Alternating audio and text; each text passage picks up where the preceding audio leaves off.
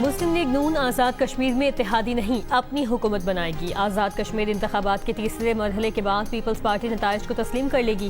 وزیر اعظم کے مشیر برائے سیاسی امور رانا ثناء اللہ کی جیو پاکستان میں گفتگو، کہا نون لیگ کا ایسا کوئی اجلاس نہیں ہوا جس میں نئے صوبوں سے متعلق واضح موقف اپنایا گیا ہو۔ اس نظام میں کمی نہیں، کمی ہم میں ہے جو ہم نے اس آئین پر عمل نہیں کیا۔ مظفر آباد میں آزاد کشمیر قانون ساز اسمبلی کے حلقہ L27 اور L28 کے 57 پولنگ اسٹیشنوں پر پولنگ آج ہو رہی ہے۔ اتوار کو خراب موسم کے باعث یہاں پولنگ ملتوی کی گئی تھی۔ اتوار کے انتخابات میں غیر حتمی غیر سرکاری نتائج کے مطابق مسلم لیگ نون نے 14 جبکہ پیپلز پارٹی نے 5 حلقوں پر کامیابی حاصل کی۔ تیسرے مرحلے کے لیے پونچھ ڈویژن میں پولنگ 10 اگست کو ہوگی۔ پونچھ ڈویژن کے 4 اضلاع راولا کوٹ، پلندری، باغ حویلی 11 حلقوں LA14 سے LA24 پر مشتمل ہے۔ آج پیٹرول کی قیمت میں 4 روپے 8 پیسے فی لیٹر کمی کر دی گئی۔ ڈیزل کی قیمت میں 2 روپے 45 پیسے فی لیٹر کمی کر دی گئی۔ پیٹرول کی نئی قیمت 331 روپے 95 پیسے فی لیٹر مقرر۔ ڈیزل کی نئی قیمت 389 روپے 93 پیسے ہو گئی۔ امریکی صدر ٹرمپ نے کہا ہے کہ ایران سے مذاکرات جاری ہیں، ایک اچھے معاہدے پر دستخط کرنے کا آخری موقع ہے۔ ایران ڈیل پر رضامند نہ ہوا تو اسے تباہی کا سامنا کرنا پڑے گا۔ یہ دعویٰ بھی کیا کہ آبنائے ہورمز کل مکمل طور پر کھل جائے گی۔ سینئر مشیر سپریم لیڈر محسن رضائی نے کہا ہے کہ ایران آبنائے ہورمز میں کسی دوسرے راستے کی اجازت نہیں دے گا۔ جنگی جہاز یا فوج لائی گئی تو اسے بھی نشانہ بنائیں گے۔ امریکہ کا حکم ماننے والے جہاز نقصان اٹھاتے ہیں اور پھر خود ہی مڑ جاتے ہیں۔ ایران اپنے موقف پر قائم ہے کہ ہورمز ایران کی امریکہ کی شرائط پر دوبارہ نہیں کھلے گی۔ برطانوی میری ٹائم ٹریڈ آپریشنز کے مطابق عمان کے قریب ایک کارگو جہاز پر حملے کی اطلاع ملی ہے۔ نواسۂ رسول امام حسین رضی اللہ تعالیٰ عنہ اور ان کے رفقا کے چہلم کے سلسلے میں آج ملک بھر میں جلوس نکالے جا رہے ہیں۔ کراچی میں چہلم حضرت امام حسین کا مرکزی جلوس نشتر پارک سے برآمد ہوگا۔ احمد جناح روڈ ٹریفک کے لیے بند رہے گی۔ پشاور میں چہلم کا جلوس امام بارگاہ حسینیہ ہال صدر سے برآمد۔ لاہور میں امام حسین کے چہلم کا مرکزی جلوس حویلی الف شاہ اندرون دہلی گیٹ سے نکلے گا۔ کوئٹہ میں قائد آباد، گوال منڈی اور برودی کے علاقوں میں آج موبائل فون سروس معطل رہے گی۔ روس کے دارالحکومت ماسکو میں ڈرون حملہ، 5 افراد ہلاک، 6 زخمی ہو گئے۔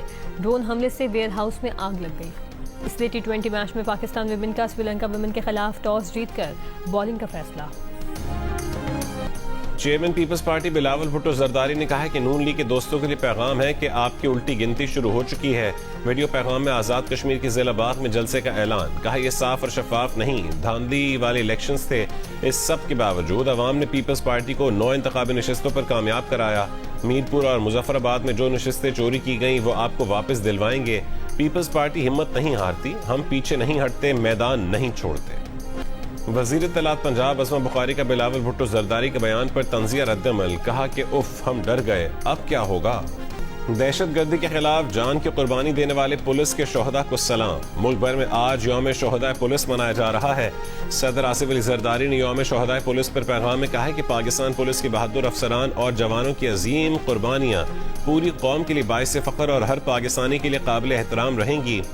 وزیر اعظم شہباز شریف کا جانباز پولیس افسران اور اہلکاروں کو خراج عقیدت، کہا پولیس کے شہداء کی ناقابل فراموش قربانیوں نے شہریوں کے جان و مال کے تحفظ اور قانون کی بالادستی اور امن و امان کے قیام کے لیے کلیدی کردار ادا کیا۔ شہداء کے خاندانوں کی فلاح و بہبود حکومت کی اولین ذمہ داری ہے۔ کراچی میں نوجوان تاجر میر رضا قتل کیس میں پیش رفت، میر رضا کی موت سے قبل ایک اور CCTV مل گئی۔ ویڈیو میں میر رضا کو جیب سے موبائل فون نکال کر پھینکتے دیکھا جا سکتا ہے۔ تحقیقاتی ٹیم نئی فوٹیجز کا فورینزک اور تکنیکی جائزہ لے رہی ہے۔ ابتدائی میڈیکل رپورٹ کے مطابق میر رضا کو گولی سینے پر لگی، اب تک اسلحہ اور گولی کا خول نہیں ملا۔ ابتدائی تفتیش کے مطابق میر رضا مختلف لوگوں کا قرض دار بھی تھا۔ ان لوگوں کی فہرست بھی مرتب کی جا رہی ہے جن سے مبینہ طور پر قرض لیا گیا تھا۔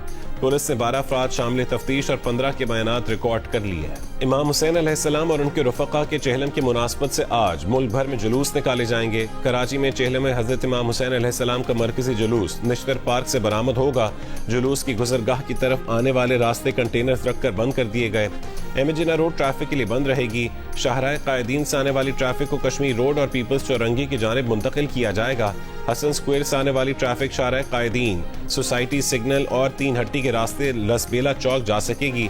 ناظم آباد سے آنے والی ٹریفک لسبیلا، گارڈن اور نشتر روڈ کے ذریعے اپنی منزل کی جانب روانہ ہو سکے گی.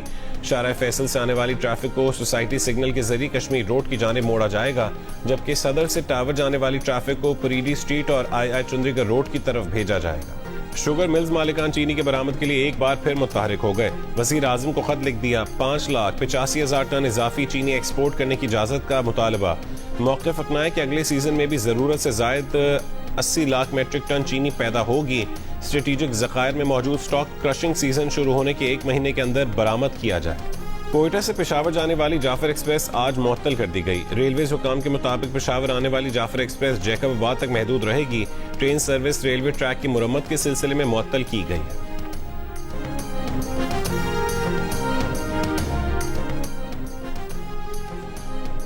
وزیر خارجہ اسحاق ڈار کا ایرانی وزیر خارجہ عباس اراغچی سے ٹیلی فونک رابطہ. دونوں رہنماؤں نے خطے اور مقبوضہ بیت المقدس کی صورتحال، علاقائی اور عالمی پیش رفت پر بھی تبادلہ خیال کیا. اوورسیز پاکستانیوں کے لیے پاکستان ہائی کمیشن لندن کا قونصل خدمات میں اہم اقدام. پاکستان ہائی کمیشن لندن کے مطابق پاکستان میں جائیداد کی منتقلی برطانیہ سے براہ راست ممکن ہے. پنجاب میں جائیداد کی ڈیجیٹل منتقلی ہائی کمیشن لندن میں براہ راست کی جا سکے گی. جائیداد کی منتقلی کے لیے پاور آف اٹرنی یا کسی ایجنٹ کی ضرورت نہیں. اوورسیز پاکستانی ہائی کمیشن آ کر اپنی شناخت کی تصدیق کروائیں. قصور میں اپنی ٹانگ پر گولی مار کر ڈکیتی کا ڈرامہ رچانے کے الزام میں نوجوان گرفتار. نوجوان کو اسلحہ فراہم کرنے کے الزام میں اس کے 3 دوست بھی گرفتار. پولیس کا کہنا ہے کہ نوجوان عدنان اپنی تنخواہ گھر دینے کے بجائے موبائل خریدنا چاہتا تھا.